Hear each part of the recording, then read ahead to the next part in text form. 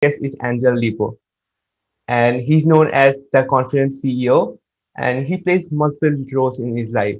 To name a few, he is an influencer, LinkedIn strategist, and international TV host. These are just a few titles of his, and today I feel honored to interview him.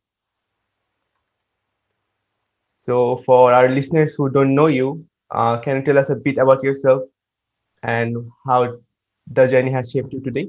Of course, thank you. Thank you very much, Mahmoud, for having me, and thank you everybody for listening to us today. So, as you said, my name is Angel Ribo, and my brand is the CEO Confidant. And basically, both accomplished entrepreneurs and corporate CEOs, they hire me to bridge the gap globally for expansion and exposure. I basically help them take their businesses internationally as a way to accelerate the growth of their businesses. And basically, I've done that for a long time already. And the reason why my brand is what it is because, when I left corporate America 5 years ago, I counted how many, companies and CEOs I had held before. And in the last 20 plus years, I have held more than 1,500 CEOs in 33 different countries. So thank you for having me. Besides that, I'm also the president and co-founder of Wisdom for Kids, which is a foundation we help underprivileged kids in Latin America become entrepreneurs using the local resources. Yeah, that's amazing. That's amazing. 1,500 is really big number. Yeah, that's a lot. How Yeah, long it's a have? big number. Yeah, absolutely. So how long have you been connected to this entrepreneurship and? Yeah, so well, I've been connected to entrepreneurship for a long time, since the 90s, because, all the time I was working, helping other companies develop their businesses. I was also working with, indirect sales models, which means that I was helping, basically resellers, distributors to develop the business along with the companies I was working with. So I was always working with entrepreneurs, and I was always helping them with their businesses, with business strategies, and to help them go to the market along with us. So I have been then involved with entrepreneurship since then early 90s. And I have been involved with, entrepreneurship in Latin America as with my charity since 2018, probably. And we have already helped more than, 1,000 families since then. Yeah, that's amazing. Yeah, amazing. So how did you from where did you got the inspiration to start your nonprofit? This Yeah, is your so charity. yes, thank you. Yeah, absolutely. So basically, while I was working in Latin America, and I lived in Latin America for 10 years, and I worked there for over 15 years. So I was always exposed to poverty all the time. Every time I would go to visit some of the manufacturing plants that they were serving with the companies I was working with, all the time, those manufacturing plants would typically be in the outskirts of big cities. And those areas are typically, unfortunately, they have a lot of poverty. And it was very common for me to see kids asking me to keep my car safe while I was inside the plant, or they were offering me to clean to wash the car, or they were selling me gum or a bottle of water or something like this.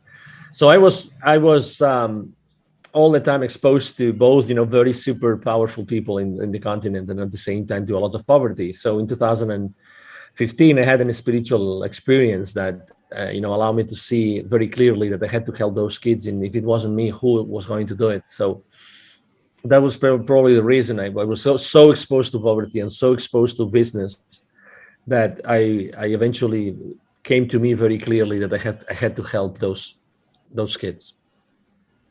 Yeah. So from as you said that they were selling you bottles, they were selling you gums. So through their act, so we can say they are already entrepreneurial from their heart. They're kids right now, yeah, but they're still trying to sell something and earn their living. So that's entrepreneurial. Then that's it. That's entrepreneurial. So they already Yes. had it. Yeah. Yeah. Yes. So obviously, I mean, it's difficult to say they were already entrepreneurs, those kids that were selling me those things, because as you know, many families actually, they are obliged to Yeah. suggest their kids to do this, so very often this happens not because the kids want to do it, because or it's because their parents or their tutors, they're asking them to do it. So that's a big of a difference there. But Yeah. um, the communities that we go to, it's basically we talk to the community leaders and we ask them, we would like to do that. We would like to actually deliver a workshop and help your kids in your community to become entrepreneurs. And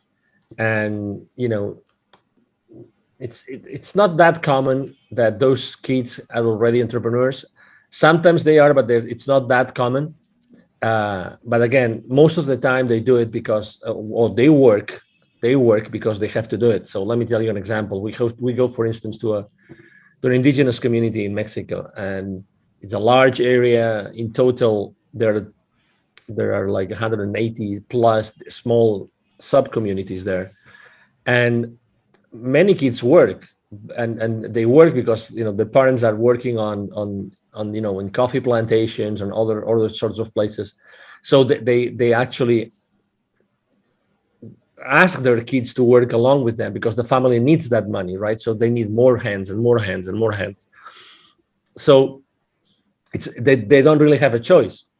And what we do from on or at Wisdom for Kids, we actually work very much the mindset of those kids. We help them realize that they can really become whoever they want in their lives, and we work heavily on their self-esteem.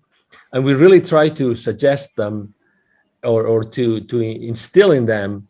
We use very uncommon ways to approach them. I mean, it's not, our workshops at Wisdom for Kids are not like whiteboarding or blackboarding kind of thing.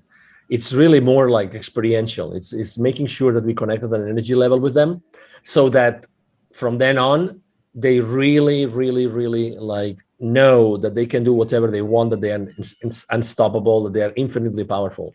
We work a lot on self-esteem, but we do a lot of playing and jumping and dancing and singing, and also we do a meditation along with the rest of the activities that we do with them. And again, we try to really change the lives of these kids since the very beginning, because it took to us a long time to define and to develop this workshop, because we wanted it to make a big difference. We wanted it to make a big difference in their lives. That's really like amazing actually. Like I'm not finding the perfect word here that to describe how I That's feel. good. That's Yeah. good. Yeah, yeah, yeah, yeah. But as you know, I think it's important to expose people to new knowledge and to new experiences. And it took almost 2 years and two PhD students to develop the workshop that we're delivering today. So yeah, I mean, we have really invested a lot of time in making sure that what we do with the kids is really impactful and it's going to stay with them for the rest of their lives. Okay. So like, how long did it take to make those workshops? Yeah, well, I mean, it took to us 2 years to develop them, but it's basically two hours long workshops in which we pack really a lot of many different things. But it really flows very well because it's all about having the kids super excited for two hours. So it's really fun, and obviously, um, I mean, kids are magic, right? I mean, kids have this ability to really enjoy life like no one else, right? It's a blessing to be able to work with kids and to teach them things. So it's 2 hours, but it's really, when we go back to those communities, they really remember us and they really are excited about what they did, what we did with them, in when we first engaged with them. Yeah, that's like so great. Like truly, like kids are amazing because if you try to like they can be molded in any shape. That's a fact. So like if you just give them proper knowledge about something and make them interested in a topic, they're gonna go that way. Like that's the truth. And that's so like building their foundations from like that early age like is what the future needs basically. So like they are the future. Yeah, That's the truth. And if the foundations is not good, like then like how what the will the future be? exactly. Exactly. Exactly. So tell us a bit more about your spiritual awakening. Like what experience did you had? Yeah. So basically, thank you for asking. So basically, it was this. It's actually the second time that I feel this like super rush of energy. It was a Saturday morning. I was in a hotel in Mexico City. It was 8:30 a.m. I just woke up. I was really remorseful. I was really sad. I was really exhausted because I had worked a lot the previous week. I missed my plane to go back home the previous day on Friday. So and as soon as I got into the shower, um, this incredible rush of energy went through me, and I started crying for no reason. And all those images of those kids I had met in Latin America started to come at me all the time. And I was for a few minutes crying under the shower, on my knees, and I really didn't know what that meant. But I'm having chills now as I'm explaining it, because it was really an intense experience, and I remember it was extremely sensitive and emotional for the rest of the day. But that meant something, right? I mean, I think that it's the second time in my life that I really listened to what the universe was telling me. Just to, I really believe that everything happens for a reason. For instance, and I want to really support you, Mahmoud, a lot, because I really admire you and I'm impressed by you, because you are a very young man, but you said I want to have my own podcast and I want to do it no matter what. And he's at the other side of the world because he's in Bangladesh and I am here in Dallas, in Texas. And the chances of Mahmoud and myself, to me, they were really remote. But he was kind enough to invite me to his podcast, and I'm really thrilled. I mean, I'm one of his first guests, and I'm really thrilled to be able to share my experience, my journey, and my knowledge. And I think that it's a great you are a great example, Mahmoud, of someone that really wanted to make a difference in the world, and you decided to actually launch your own podcast and start doing it, no matter what. So this is exactly the spirit that I'm trying to instill the kids that I'm helping in Latin America, and this is exactly, I have been allowed to teach hundreds of salespeople in my life, literally from many different countries, and I have to say that all of them remember me, right? And I very often they reach out to me and they share things and experiences with me, and that's one of the legacies, right? Is that when you are able to help people, they will always remember that. They will always be there, and they will always remember that. And life's too short to waste it with the wrong people. And let's make the most of the time that we are together, and let's make the most to help your audience, because at the end of the day, I'm sure that you, Mahmoud, you're doing this to help your audience. You want to inspire people with content, with good content, with valuable content, and with also nice stories that are going to inspire other people to do things and to take action. And I tell you, everybody who's listening to us today, it only takes your will. It only takes your will to take action. My favorite business mantra, is taking perfect action now. Anybody can take any action, and you don't know what's that's going to take it, right? And everything happens for a reason. For some reason today I had to be on this podcast in Bangladesh, and I'm so blessed to be here because I'm able to answer Mahmoud questions, and I'm able to help his audience and to skyrocket his podcast. And I'm going to support you, Mahmoud, as much as I can on my social media whenever the episode is uploaded and is published and everything. So this is what life is about, and I really want to commend you for doing what you do every single day, Mahmoud. Yeah, thanks a lot. Basically, I'm very flattered to hear that. Like, yeah, yeah, like every single word that you said was extremely like absolutely true. It actually is only will, like the first and the only thing. Not the only thing, but like the most important, like the core thing that takes is the will and the ability to take action with it. Yeah, so like that's the main thing. That's if you're not discouraged. So if uh, as everyone else, so most people are discouraged before starting anything else. But if we Mhm. have enough willing power, then we will get through it. Like that's the truth.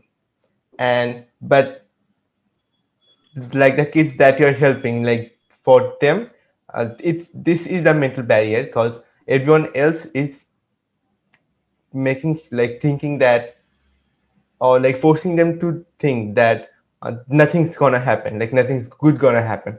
Like that's one of the thing. And if we are able to like it doesn't matter who it is, but if anyone is able to help grow this willingness in a kid, then he'll do great in the world in the future, and make a difference in others life.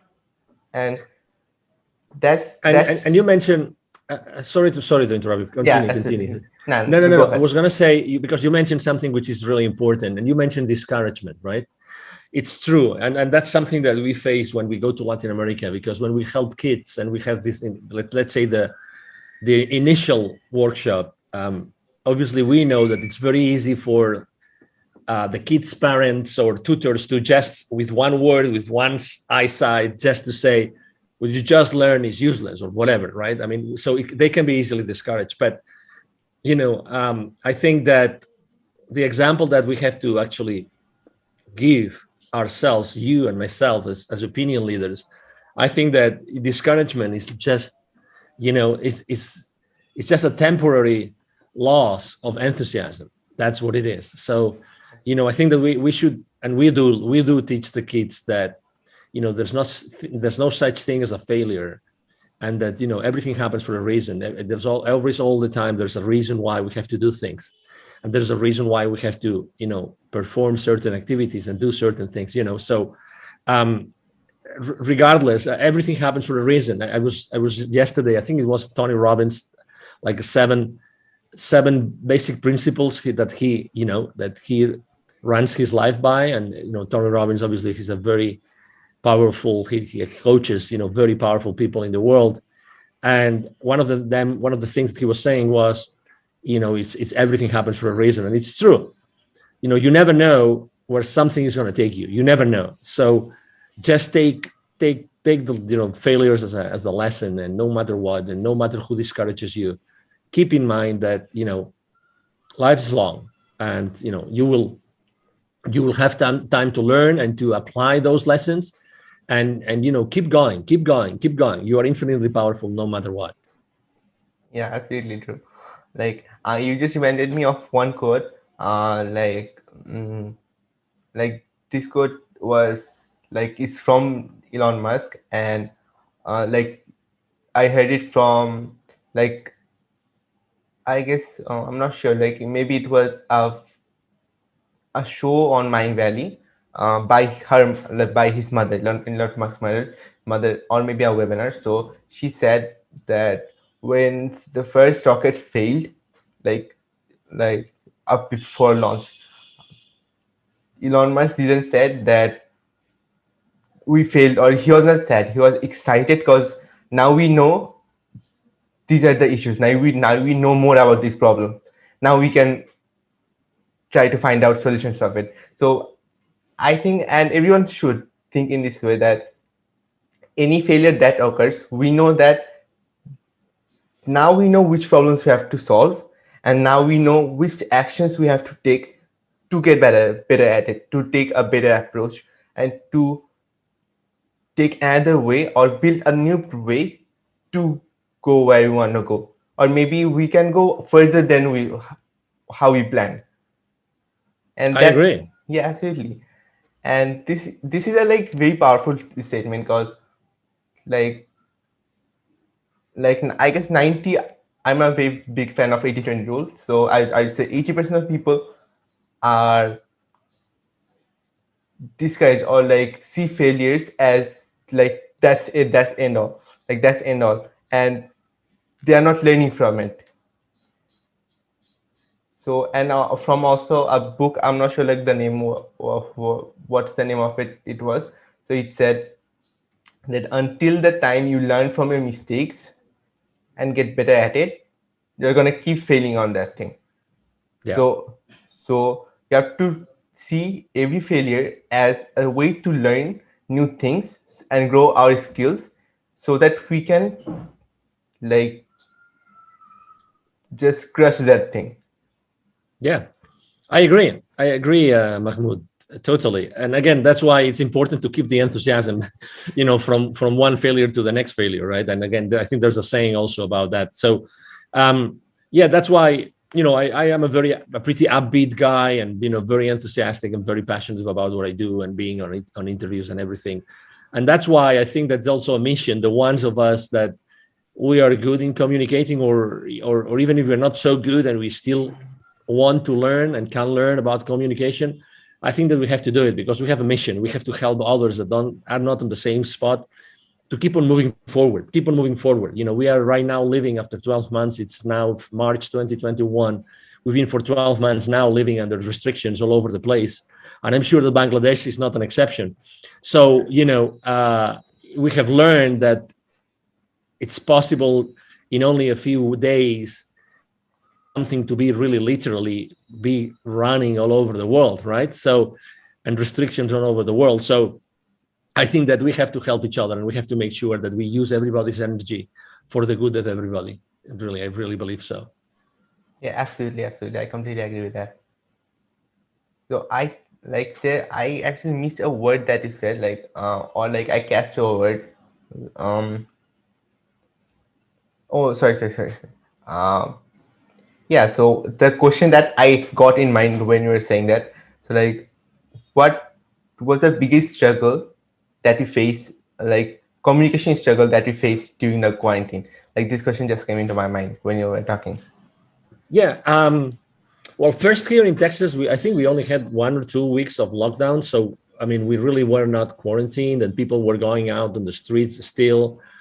So we've had a very, let's say, as many other countries in the world. I mean, I can talk about Sweden, about Finland, about Norway, about Serbia, Montenegro, Albania, Tanzania. I can literally talk about countries all over the world that have had a different approach, as opposed to being extremely restrictive. They have actually kept, the, let's say, the freedom intact, so that the human body would actually adapt and everything. I mean, if you see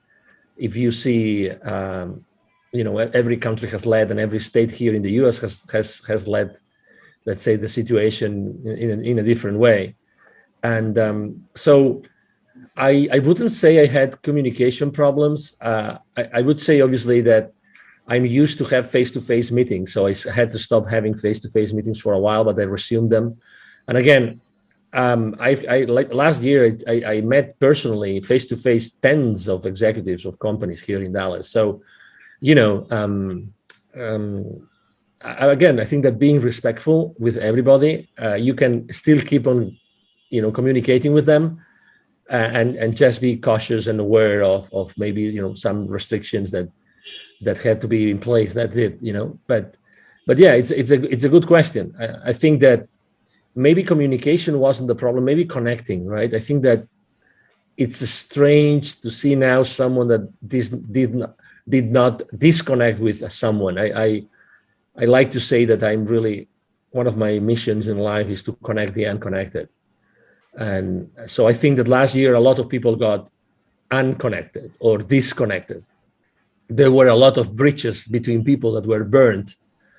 And again, I consider myself also as a public figure being in that spot in which I have to really diligently work to bridge that gap between the people that were, polarized or disconnected, or, fell into different sides and they could not, reconcile.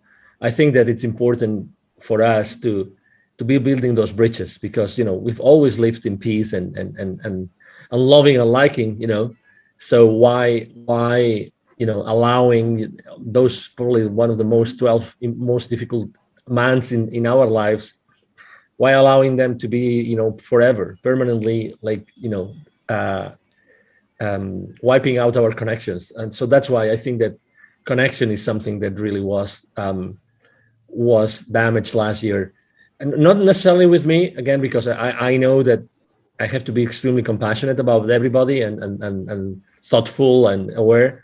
But I know that there's a lot of people that have, lost friends and relatives, like, like friendships, I mean relationships that were broken, and I think that rebuilding those bridges, it will eventually happen again. It will take some time, but I think that uh, we are here to do that, and you do that with your podcast every single day, Mahmoud. Thanks again for like just mentioning that. Um, yeah, that's really awesome. Cause like I loved your mission, which you said like connecting unconnected people.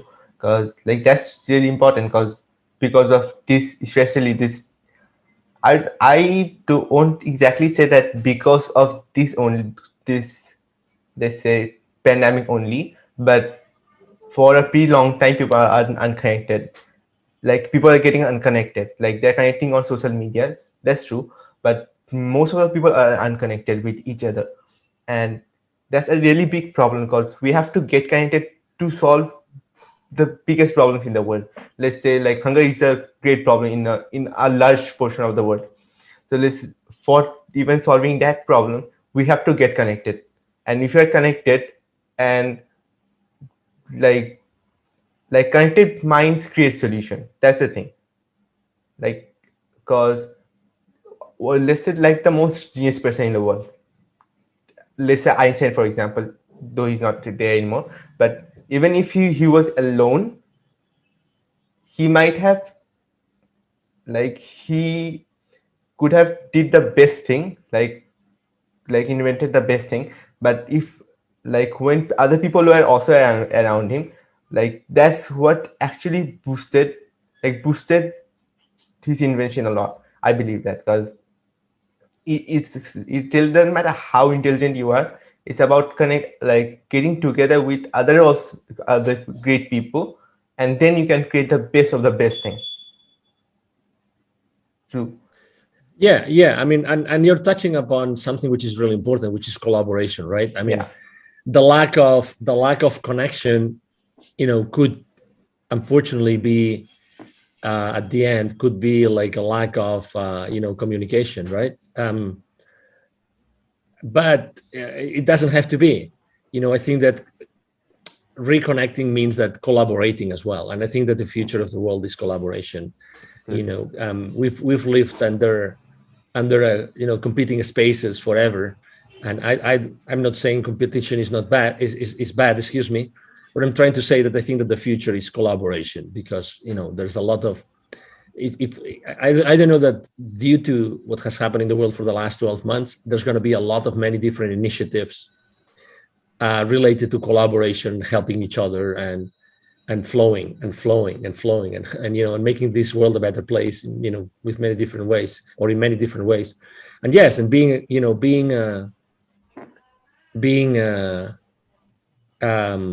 aware of this, I think, is really important today. Today more than ever. Like that's the thing. Yes, absolutely. Yeah.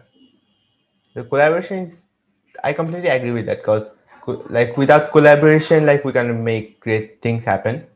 And like in the future, all the great innovation has to come through collaborations, and not in the future as well, like in this time, let's say today we need anything that happens today is because of collaboration. And if you are not connected with amazing people, like people who want to have, like who have similar passions with ours, so let's say we want to solve this problem, and there are a lot of people that we don't know about who are also passionate to solve this exact problem, not even with a different thing, like not even with a twerk or anything. So if we are able to bring those all passionate people together, like they're gonna work passionately even if they have nothing. And that's where the magic begins, truly. Mhm. Yeah, we are magical beings, and we are infinitely powerful. It's a matter of just talking to each other, and helping each other, and keep on exploring, and keep on, that's why I go back to the same thing, taking imperfect action now. I think that taking action is so powerful. It gives you so much power, and it gives you so much experience, and you are able to be more intentional in what you do every single day. As much as you take action, you keep on putting yourself on the line and doing things that you didn't think that you could do. So it's like me, when I started my, let's say, my solopreneur career. Well, right now I have a large team in my company, but when I started, it's actually, I mean, I had a very limited presence on LinkedIn, for instance. LinkedIn is the platform where I work the most. Right now I have 27,000 connections, and I have made a lot of mistakes, but right now I have a very engaged community. I help them a lot. I give a lot of value away. And this is, it's just, part of who I am, and part of making mistakes, and doing a lot of things with many different people. It's I think that, and I think Tony Robbins says it very well also. I think that that your worth, or even your wealth, is totally proportionate to the amount of people that you're able to help. So if I want to help, if I want to be really, like, wealthy, I think that I have to really make sure that I'm able to put out there a way in which, hundreds of thousands, if not millions of people can benefit from what I do. Absolutely, absolutely. So, like, I don't know, like, talking with you, like all the codes are coming into my mind, like while talking to you, because um, so it's about helping people. Like, one thing is, if we want anything in life, I forgot the author of it who said it, but if you want anything in life, like, sorry, I said the opposite. We can have anything in life if we help enough people, and this is absolutely true, because even if we are selling any product, we are helping them to solve a problem. So in that regard, we are helping them, and the more people we're able to help, and or another thing, so like if the problem is bigger and we are able to help more people, and we're gonna get more wealthy, like that's the truth. And it didn't, like, it's not anything forceful that we're taking money. It's just we're helping, and in that exchange they are giving us. Yeah, I agree. Absolutely. Yeah, I mean, it's by definition. I mean, it's you know, but that's then it's the question is then, if the people listening to us, right, if they want to get help, and they want to reach that point, how do they do it? How do they get the message across? What's the right message? What's the right service? What's the right product? I remember last year here in the Dallas community, I collaborate a lot with many different business accelerators and startups and entrepreneurs. And I gave actually 2 times last year. I gave a couple of uh, webinars about pivoting. So pivoting is the concept of reinventing yourself, right? So when you pivot, this means that you're, I mean, that Completely falls like shifting. the basketball. Yeah, exactly. So the basketball term of pivoting, right? So um, I think that it's important that you know how to pivot. It's like important that you know how to put in place what your passion is, what your expertise is, what the market really, Wants. is willing to pay, and what the market wants. Those 3 things, those 4 things, excuse me. I think those 4 things are extremely relevant and extremely important. And that's really the basis for anything else that you want to do. But you have to do it properly. I think that you have to do. If you haven't done it yet, just ask yourself those 4 questions. What are you passionate about? What other people tell you that you're really an expert on? What do you think that the market needs and or the market wants? And because that's important. And then, is the market going to pay for it? And how much is going to pay for it? So those 4 questions, ask those questions to yourself. And I think that you will then be able to really set up a starting point for your entrepreneurial journey. Yeah, those four are really amazing questions, because we can start from there. So like if we kick out every other thoughts from our mind and we start from there, we can get a clear direction, and we understand the people, like what they want, what we want, and then align it with like what our strength is. And then to like after combining it, like we'll set the price as well, like depending on the market how much they want to pay, and then release it. And another thing that also came to mind was we have also have to check if the market is also ready for it, because there are a few invention, I guess, of which was invented Hmm. and they did not succeed when they were invented. Yeah. Yeah, because the market was not ready yet. But after a period of time when the market was ready, then when it was released, it became a quick hit. Like in overnight, it became overnight hit because the market was not ready. Yeah, yeah, I agree.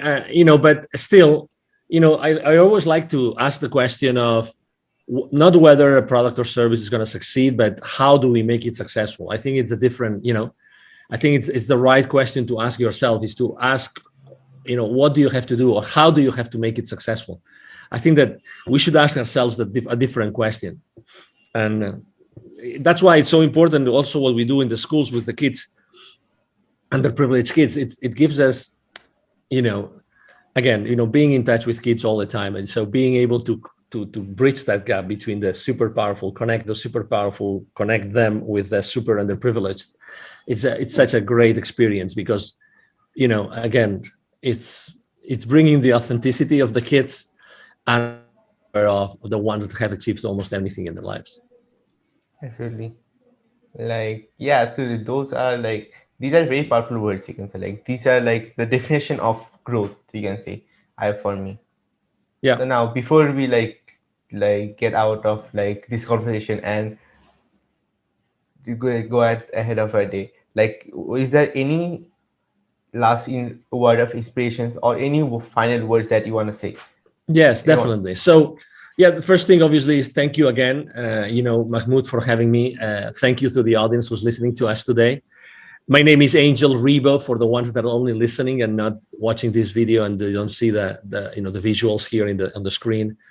Angel is spelled like in angel, and from heaven, and Ribo spelled R-I-B as in boy O.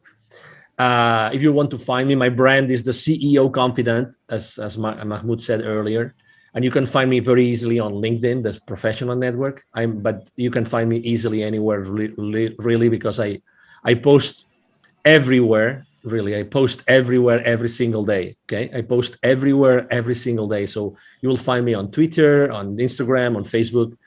Besides LinkedIn itself. And if you want to reach out to me directly and you want to send me an email, it's very easy. It's Angel, Angel, at angelribo.com. So Angel, Angel, at angelribo, which would be ANGELRIB as in boy O.com. And either myself or my team are going to be answering your email. So thank you very much. And the last thing I would like to leave everybody is that we are genuinely infinitely powerful and we can really achieve anything in our lives. So I would suggest you that if you want to start helping others, again, even if you're not even an entrepreneur, it doesn't matter, just to start helping others. And as soon as you start helping others and being exposed and being exposing yourself and your knowledge and your experience and your passion and your enthusiasm with others, lots of things are gonna happen and lots of things are gonna surface. I encourage you to do that, and you will see how your life changes in a very short period of time. Yeah. So even while living, you just said your like you share your biggest wisdom, and so I'm sure people who are listening to this got value out of it. And yeah, and thank you very much for coming to the podcast. I highly appreciate your presence. And yeah, that's how we end it. And I will soon upload it. So and